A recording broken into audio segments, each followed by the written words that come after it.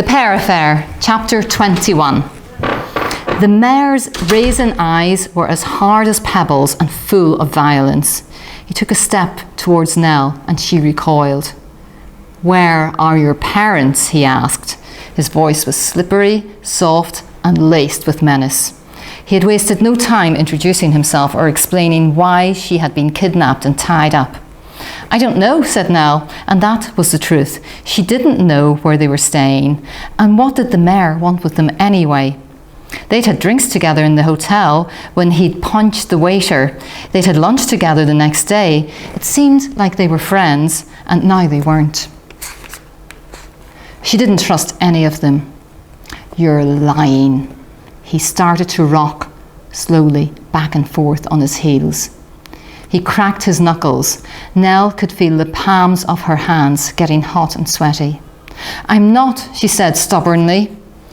She wasn't sure what was at stake, but if she told him her parents were right here in Paris, she knew she would relinquish whatever little control she had. She eyed his hands, imagining one curling itself into a fist, shooting out and catching her, bam, on the forehead.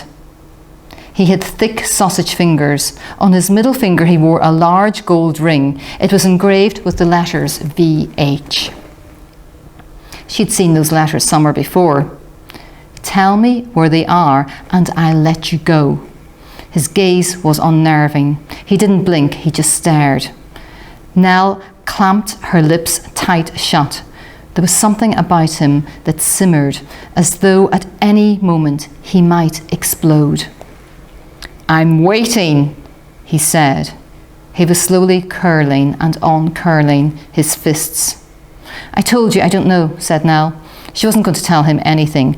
Any chance she had of finding Pear would fly out the window if she did. "Fibber," said the mayor. His eyes narrowed to slits. "They've stolen something of mine and I want it back. They shan't get away with it." "What have they stolen?" asked Nell, but before the question even flew out of her mouth, she knew the answer. The same VH that was engraved on his ring was stamped on the gobbledygook. The mayor was VH. She remembered reading the newspaper article aloud in the den. Monsieur Henry, that was his name. "Never you mind," shot back the mayor. But she did mind, and now it was clear. The gobbledygook that her parents wanted so badly belonged to the mayor, and only she knew where it was. "Does the name Perrine Charmant mean anything to you?" The question was unexpected. Nell swallowed hard. Her body went icy cold. "I hear you've been looking for her." "Who told you that?" asked Nell. "I've been doing some business with your parents and they asked a favour of me. Did you know there's a warrant out for Mademoiselle Charmant's arrest?" "She didn't steal the brooch," shouted Nell. "She's not a criminal." "The brooch," echoed the mayor. He laughed quietly to himself. It wasn't a pleasant sound. "That's what you think this is all about, do you? Well, for your information, Mademoiselle Charmant is currently out of the country, but when she returns, all I will have to do is snap at my fingers and it will be jail for her." "You're bluffing," said Nell. "I'm not." Nell felt like something was strangling her, sucking the life out of her, and she didn't know how to stop it. "Think about it," said the mayor.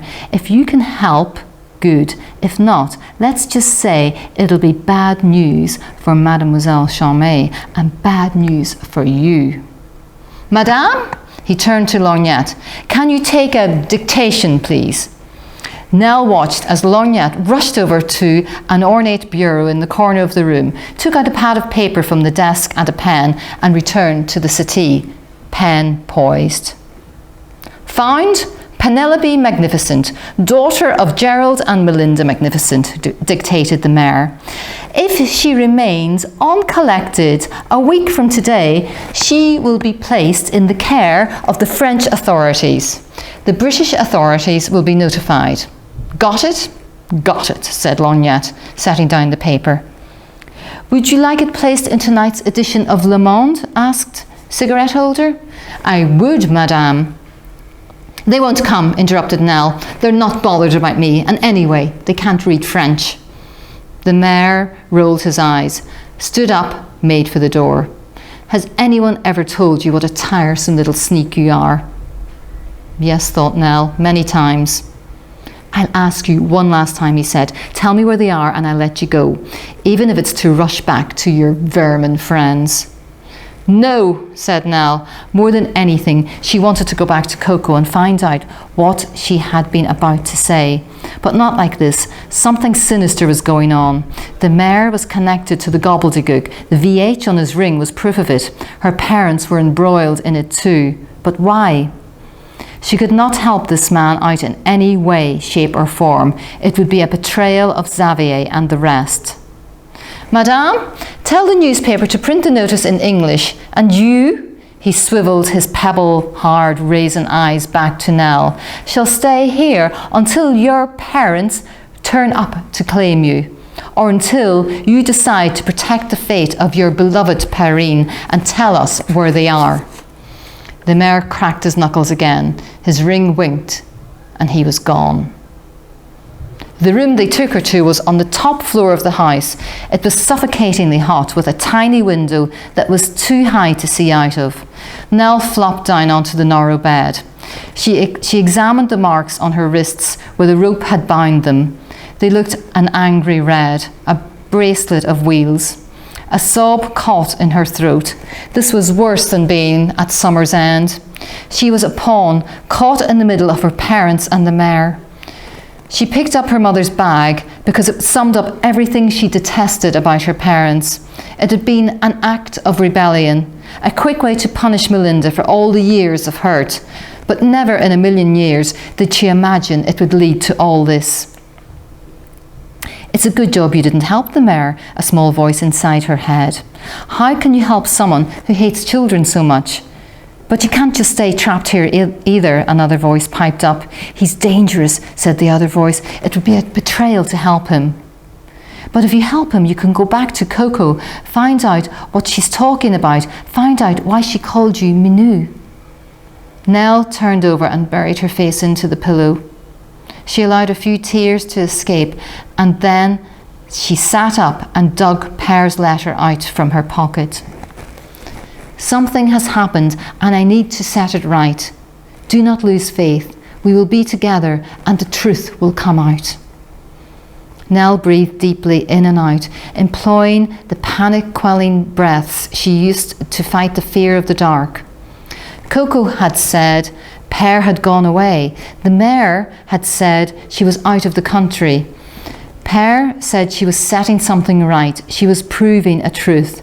Or had Nell got her all wrong, and she was, as Melinda had said, bad news?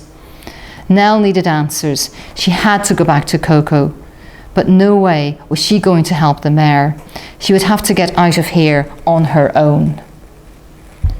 Much later, when the room was beginning to cool and the light outside had dimmed, Cigarette Holder and Lorgnette unlocked the door and marched Nell back downstairs. In the kitchen, a table was laid for three and a pungent aroma filled the air. We've been cooking, announced Cigarette Holder. Rabbit stew. The stew was not the worst Nell had tasted, but she was not hungry. Nevertheless, she persevered, gingerly chewing each mouthful about 1,000,000 times before swallowing. If she were to escape, she needed to be strong, so she forced as many morsels as she could down.